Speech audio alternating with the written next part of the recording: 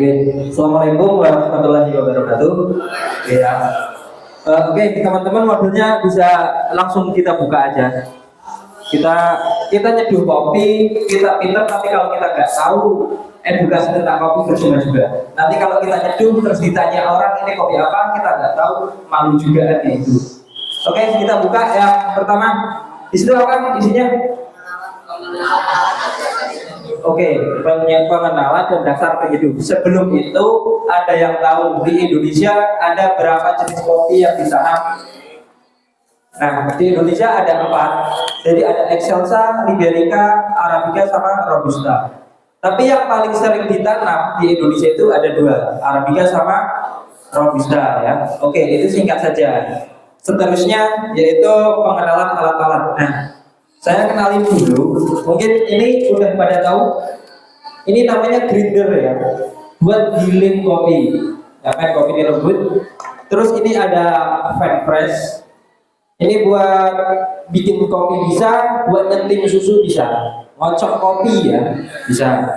Terus ini Vietnam drip. Ini alat-alat Vietnam. Ini Vietnam drip. Nama kopinya juga Vietnam drip. Terus ini namanya Aeropress. Nah ini namanya Aeropress. Ini namanya espresso manual. Namanya Rockpresso.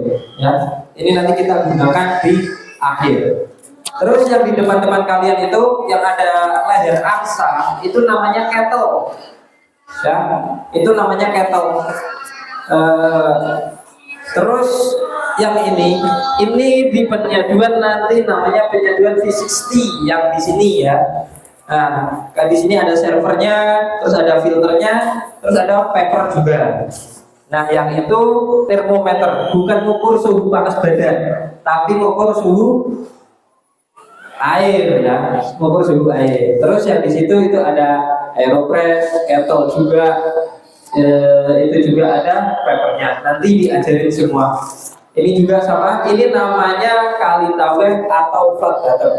Itu sama sebenarnya, metode ini sama, cuma yang satu alatnya bulat. Gitu. Ini penyeduh, setiap alat ini nanti penyeduhnya beda-beda. Kita di sini ada trainer dari Kata Kopi dari kita. Pokoknya apapun yang kalian ingin ditanyakan soal penyeduhan kopi ini, tanyakan saja. Praktek sama rame. Nyeduh kopi wajib ngombe tapi ya. Kopi yang kalian seduh nanti diminum, dicicipi, kita bedakan seduhan pertama, seduhan kedua, dan seduhan ketiga. Itu kita bedakan rasanya tuh gimana, apa yang membedakan antara seduhan pertama dan kedua. Nah, seterusnya yaitu tentang ada rasio kopi, rasio air dan sebagainya. Di kopi air dibagi menjadi 3, air dingin, air hangat, dan air panas. Air dingin itu berapa sih suhunya? Air dingin itu suhu 30 sampai 40 itu di kopi suhu dingin. Kalau anget itu di rasio 50 sampai 70 itu buat nyetim susu. Kalau nyetim susu buat latte art cappuccino melebihi suhu dari 70, karakter susunya rusak. Ya, itu tidak bisa disetim. Seterusnya suhu panas yaitu berarti antara 80 sampai paling panas berarti ya. Itu suhu kopi. Kita nyeduh suhu paling aman itu sekitar kita memakai suhu 85 sampai 92. Ya, itu suhu buat nyeduh kopi yang aman aja. Kalau misalkan kita bikin cold brew dan sebagainya itu nanti beda lagi.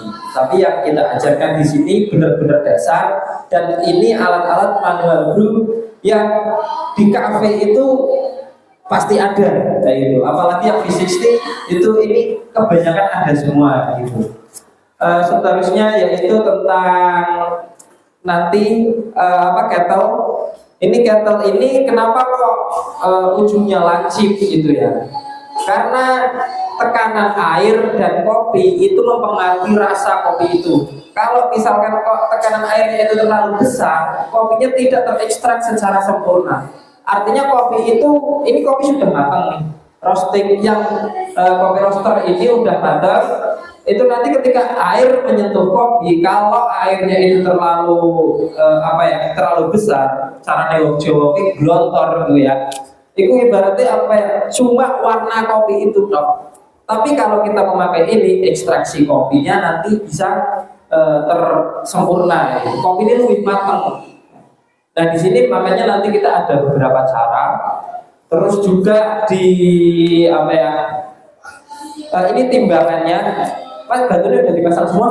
Nah ini nanti pakai timbangan. Kenapa kok kita nyeduluk pakai langkah pakai timbangan dan sebagainya? Karena itu kita memakai perbandingan. Kalau di manual itu berarti perbandingan antara air dan kopinya gitu. Kita nggak bisa sembarangan memakai kopi misalkan kok 10 ke 20 gram, yang penting diseduh. Itu nanti akan beda juga. Anyang-anyangan namanya.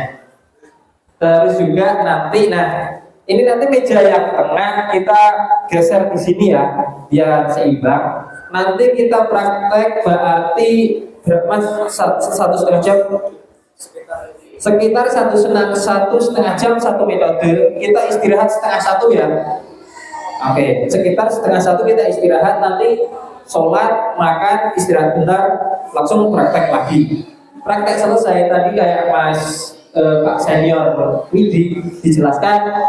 Nanti setelah ini siapa-siapa yang ingin per kelompok, berarti kan ini kelompok 1, 2, 3 gitu ya. Nanti kita perwakilan berkelompok kita ngadain battle di terakhir buat asam mental aja ya, buat asam mental dia juga. Oke. Nanti air kita ambil sini. Setelah kok misalkan air di ketel sudah dingin, jangan dibuat tapi masukin lagi ke sini, gitu ya. Pokoknya air jangan dibuat tapi masukin ke sini lagi. Sebenarnya bekas seduhan kalian, kalau misalkan kok ingin diminum jangan dibuang, kumpulin di wadah atau apa, itu nanti akhir dikasih es sama susu enak. Nah, kalian beli di kafe ya 15 sampai 20 ribu. Oke, mungkin kita langsung praktek aja ya. Mas, penata ini ya, meja nanti ditaruh di tengah, terus kita langsung praktek aja. Oke. Dari saya terima kasih, kita langsung prakteknya dulu. Wassalamualaikum warahmatullahi wabarakatuh.